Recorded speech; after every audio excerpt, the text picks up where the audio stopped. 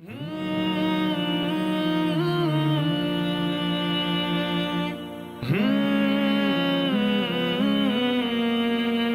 الرحمن الرحیم۔ جانوروں کی زکوٰۃ ادا نہ کرنے کا وبال۔ حضرت ابو ذر رضی اللہ عنہ نے فرمایا، میں نبی اکرم صلی اللہ علیہ وسلم کی خدمت میں حاضر ہوا تو آپ نے فرمایا، قسم ہے اس ذات کی جس کے قبضے میں میری جان ہے، یا قسم ہے اس ذات کی جس کے سوا اور کوئی معبود نہیں، یا جیسے بھی قسم کھائی ہو، فرمایا جس کسی کے پاس اونٹ یا گائے یا بکری ہو اور اس کا حق ادا نہ کرے تو قیامت کے دن وہ جانور اور زیادہ فربہ کر کے لایا جائے گا، اور وہ اپنے مالک کو اپنے کھروں سے روندے گا اور اپنی سینگوں سے مارے گا۔ جب پچھلی جماعت آگے بڑھ جائے گی تو پہلی والی آ جائے گی۔ لگاتار ایسا ہوتا رہے گا یہاں تک کہ بندوں کے درمیان فیصلہ ہو جائے۔ یہ جانوروں کی زکوٰۃ ادا نہ کرنے کا وبال ہے کہ جن جانوروں کی زکوٰۃ ادا نہیں کی جا رہی وہ جانور بروز قیامت دنیا کے جسم و جان سے کئی گنا بڑے کر کے لائے جائیں گے، اور جن لوگوں نے ان جانوروں کی زکوٰۃ ادا نہ کی ہوگی انہیں اپنے سینگوں اور اپنے قدموں سے روندیں گے، سینگوں سے ماریں گے۔ یہ جانوروں کی زکوٰۃ ہے، اور جس نے مال و دولت، سونا چاندی، ان چیزوں کی زکوٰۃ ادا نہ کی تو ان کے لیے الگ سے آیات اور احادیث ہیں، جیسا کہ فرمایا یوم یحمى علیہا فی نار جہنم فتکوی بہا جباہہم وجنوبہم وظہورہم، کہ جو لوگ اپنے اموال کی، سونا چاندی کی زکوٰۃ ادا نہیں کرتے وہ سونا اور چاندی بروز قیامت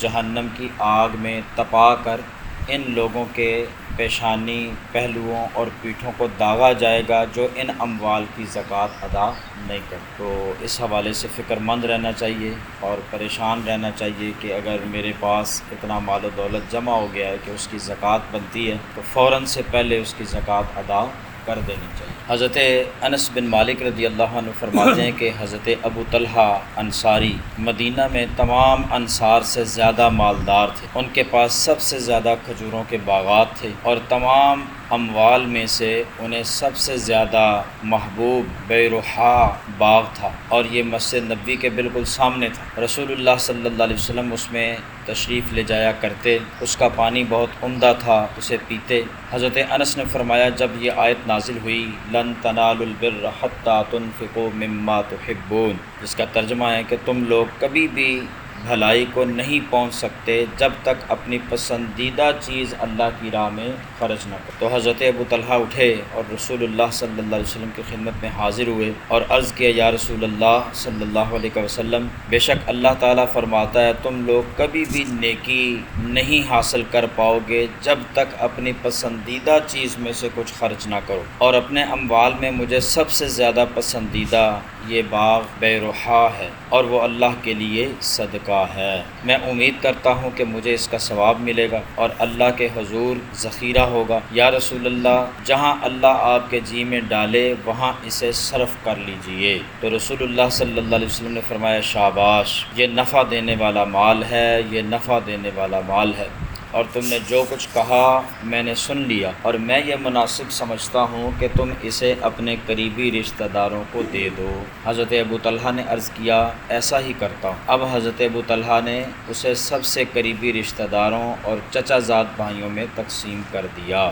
اس حدیث پاک سے ایک تو یہ پتہ چلا کہ اپنی پسندیدہ چیز اللہ کی راہ میں خرچ کرنی ہو۔ ایسا نہیں کہ مال کا جو گلا سڑا حصہ ہے، مال کا وہ حصہ جس کی قیمت باقی مال سے کم ہے، اسے اللہ کی راہ میں خرچ کیا جائے، بلکہ اپنے مال کا سب سے پسندیدہ ترین حصہ اللہ کی راہ میں صرف کرنا اللہ تبارک و تعالیٰ کو زیادہ محبوب ہے۔ یہاں تک کہ قرآن کریم میں فرمایا لن تنالوا البر حتی تنفقوا مما تحبون، کہ تم اس وقت تک بھلائی کو نہیں پہنچ سکتے جب تک کہ اس چیز میں سے اللہ کی راہ میں خرچ نہ کرو جو تمہیں خود کو زیادہ محبوب۔ حضرت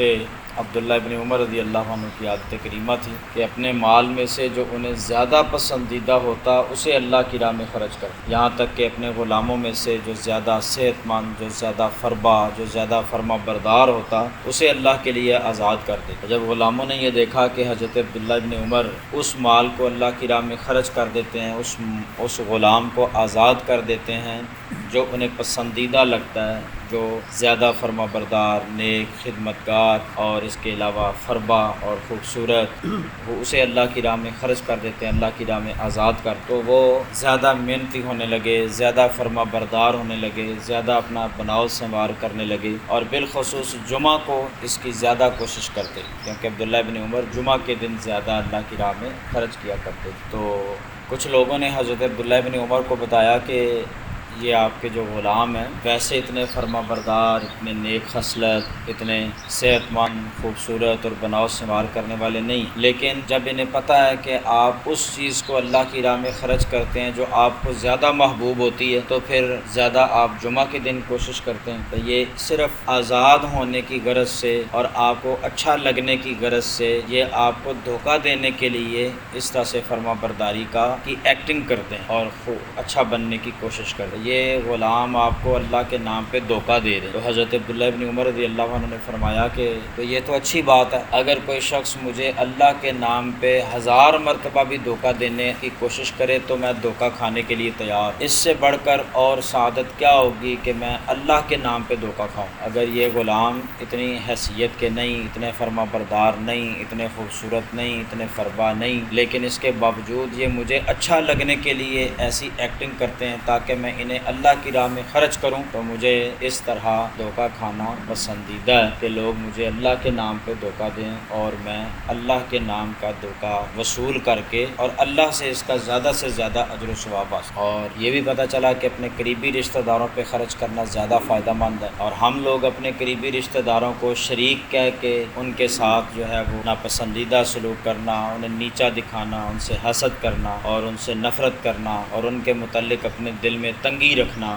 اس کو اچھا سمجھتے ہیں یا اس کو رسم سمجھتے ہیں، حالانکہ جو اپنے قریبی رشتہ دار ہیں، چچا زاد بھائی، تایا زاد، خالہ زاد، ماموں زاد، پھوپھی زاد، ان کے ساتھ نیک برتاؤ کرنا چاہیے، ان کے ساتھ صلہ رحمی کرنی چاہیے، اور اگر صدقہ و خیرات کرنا ہو تو سب سے پہلے اپنے قریبی جو رشتہ دار ہیں ان پر صدقہ و خیرات کرنا۔ ایسا نہیں کہ قریبی رشتہ دار جو ہیں